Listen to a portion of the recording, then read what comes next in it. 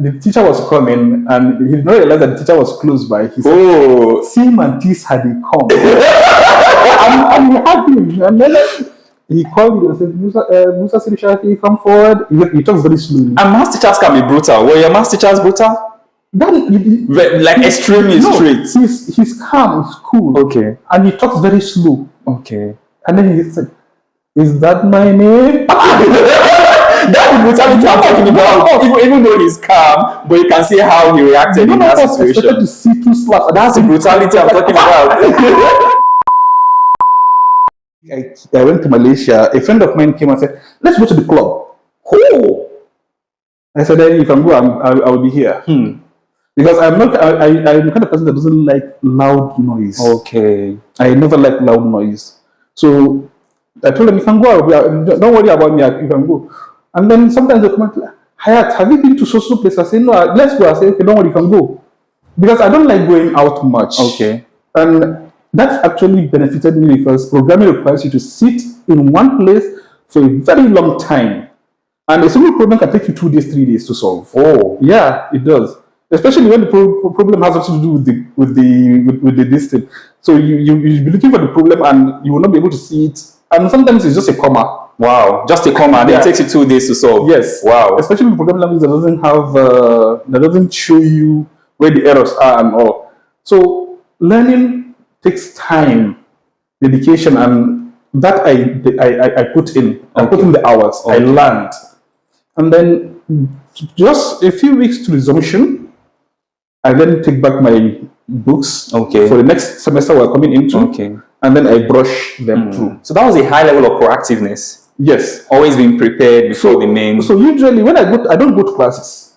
I don't go to classes because... Oh, tell me, how does that work? So I have finished the course outline. Oh, okay. So going to class is like a waste of time, so to say. When I go to class, I tend to have problem with lecturers. Because, how? Okay, so the lecturer is trying to explain. This is one thing most people don't understand. Whatever you want to learn is on YouTube. Okay. Whatever it is on YouTube. Okay. And it's being taught by professors. Okay. Renowned professors. Yes, renowned professors all over the globe. Okay. Now, you are trying to teach me something that has to do with programming and so on. I go on YouTube and then I listen to professors explain that item to me. And then they simplify it to a stage whereby I start to find my own shortcuts to solve those problems. I see. So now when I go to class and the lecturer is trying to explain it, let's assume you're traveling from here to Kaduna. Okay. But the straight route you're supposed to follow is where? Abuja, Kaduna Expressway. But then lecturers decide to follow through Apanga, through Jos. That's a long journey. Yes. So when lecturer is explaining, okay, the process you're supposed to do this is you do this, and then you mention 10 steps, and I say, sir, we want to do it in 3 steps like this. And we arrive at the same destination. And he's like, have you been to my class before? So where is that coming from? Yeah, and I had this lecturer, Mr. Rabi. I never attended his class, not once.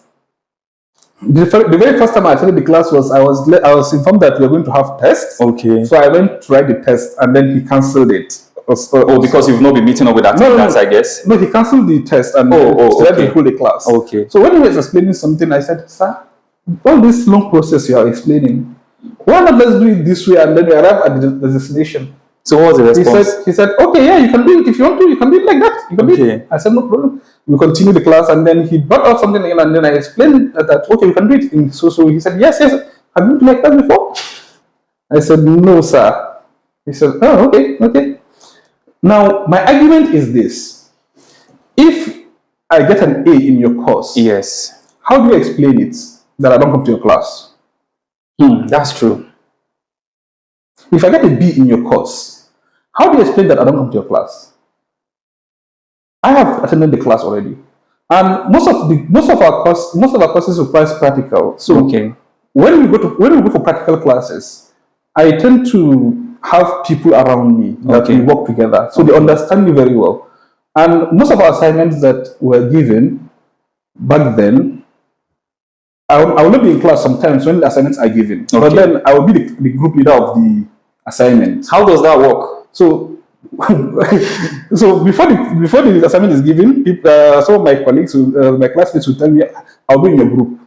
Oh, because they know that this is a resourceful person. Yeah, they'll tell me, I'll be in your group and say, okay. Once the assignment is issued, they will send a copy to me. To solve. No, not to solve. I don't Okay. solve assignment for people. I don't do that. Okay. So once you send me an assignment, I look at it and then I itemize items and then I send it to people. You have this, you have this, you have this, you have this. You have to learn how today to send me your response. Okay. If you don't, you're out. Oh, interesting. Yes. So everybody has to contribute. Yes. This is yours, this is yours, this is yours, this is yours. Now, if the time elapses and You actually give them a time frame. Yes. That is serious. Yes, I tell you, we're given assignment today because usually when I'm given an assignment, I try to submit the next day or a day after. Okay. So when I'm given an assignment, I give everybody his task to do, and if you don't do it, there are actually people waiting. So the moment you do not deliver, I'll just tell you you're out, and then I'll call somebody in and pass that task to the person. To the other person. And then, so from I think 200 level, most of my friends understood the kind of person I am. So when I give you a task, You have to make sure to you do deliver. it.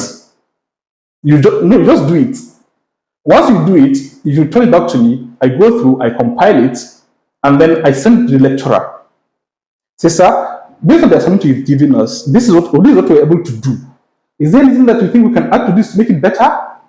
Now, all the submissions that you get from these people in your group, do you go through and see if there are errors and then rectify before you send to the lecturer? Okay. That is my own work. Okay, I see. I have to put everything in order and then send it to the lecturer. Okay. Now, once I send it to the lecturer, sometimes I get advice from the lecturer saying, okay, why not add this, and this, and then your assignment will complete. And the moment I receive that, I don't send it back to them. I do it myself. Okay. I put the remaining items in there, and then a day after or 2 days after the assignment is issued, we submit. Now, a funny story happened. We held iftar in my house. Okay. Because back then, during Ramadan in Malaysia, then we like houses used to hold iftar. Okay, and then invite people over. Perfect. So we held iftar, and we were given, I think it's Java 2 or Java 1, cryptography. We were supposed to do encryption and decryption. And I just finished doing the work. I left my system open. That taught me actually a good lesson not to leave my systems open. I left my system open and somebody picked my system and was doing like he was working. I didn't know that he copied my assignment. Oh my God. Yeah, he did. And then he shared it to all the ladies.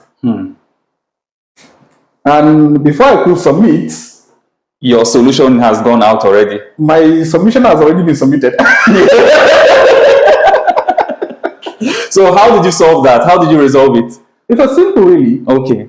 Whenever I'm in my assignment, I involve my lecturers. Okay. Oh, that was a bad one. Yeah. So your lecturers already have some level of input. That this work is Hayat must have done it. Exactly.